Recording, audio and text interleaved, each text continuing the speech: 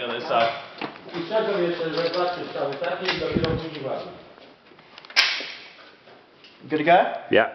Pamiętaj, że twoja praca Is it a długa. target? I powinien- Yeah.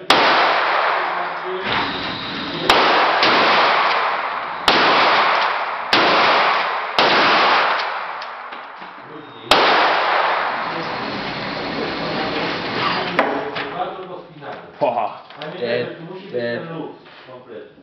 One of these.